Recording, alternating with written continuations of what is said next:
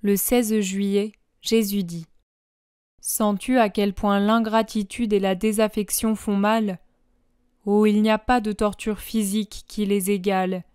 Et dis-toi que dans ton cas, il s'agit de quelques personnes seulement. Mais pour moi, il y en eut et il y en aura des multitudes.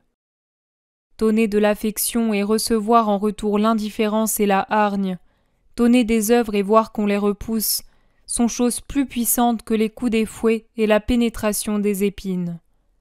Ces souffrances ne frappent que la chair, mais l'indifférence, l'ingratitude, la hargne frappent l'âme et secouent l'esprit. C'est parce que je le sais que je reste si près de toi et que je te console de ma présence. Je ne veux pas que ton esprit reste troublé. Il reçoit le coup, c'est inévitable. Mais ma présence rétablit vite l'équilibre.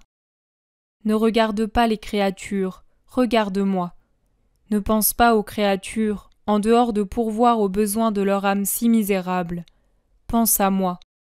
N'aime pas les créatures pour leur personne. Aime-moi en elles. Tu trouveras ainsi en elles ce qui mérite d'être aimé. Maria, c'est l'heure des ténèbres. Les choses arrivent comme je te les ai montrées en rêve. Le moment de la connaissance certaine n'est-il pas même arrivé trop tôt ? Prie de toute ta personne, car le moment est terrible en soi et dans ses conséquences. Si les gens savaient réfléchir, ils s'efforceraient d'être bons pour faire plier la bonté en leur faveur. Au lieu de cela, je dois répéter toujours les mêmes mots, l'égoïsme les domine. Par conséquent, les prières, les sacrements et les sacramentaux, rendus impurs par l'égoïsme, n'ont pas de pouvoir contre Lucifer qui bouleverse le monde. Le soir, Jésus dit : À celui qui viendra à moi, source de vie, je donnerai la vie éternelle. Je serai en lui comme un jet qui ne meurt jamais et qui de son être lave et féconde. Mais à ceux qui savent venir à moi avec un amour vrai et généreux, je ne donnerai pas seulement la vie éternelle, je ne serai pas seulement source de vie éternelle, je serai source de perpétuelle douceur. Ceux qui ne se soucient que de mes intérêts et qui ne détachent pas leur regard spirituel de moi, possèdent l'amour vrai, généreux. Ceux-ci me posséderont non seulement comme donneur de salut, mais comme océan de béatitude. Je m'afflige que le monde ne sache pas aimer et se donner à cet amour qui le rendrait bien heureux, car je sais ce que le monde perd en ne connaissant pas l'amour. Cet amour parfait de votre Dieu unique et trin ne reste pas oisif puisque l'amour de Dieu est toujours actif, mais il est méprisé du monde.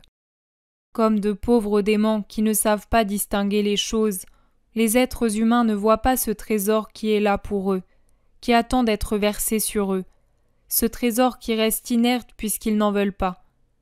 Si on pouvait appliquer les réactions et les effets humains à la perfection de Dieu, je pourrais dire que cet amour opprime notre cœur de son poids qui augmente d'heure en heure.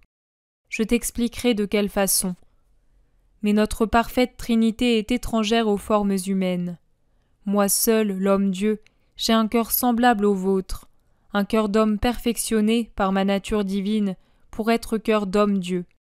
Et ce cœur est dilaté jusqu'à l'angoisse de l'amour qui le remplit et auquel le monde ne puise pas. Voilà qu'alors mon amour d'homme-dieu se déverse comme un océan de joie et une source de douceur dans les cœurs qui savent m'aimer, non par un intérêt trop pénétré d'humain, mais d'un amour vrai dont chaque battement a un seul but, servir mon intérêt. Il est juste que ces cœurs-là, mariés à l'intérêt de leur Jésus, c'est-à-dire à sa gloire qui est au fond votre gloire, puisque la gloire de Dieu se nimbe de la gloire des âmes qui s'y sont élevées, goûtent déjà en cette vie la saveur de leur Dieu.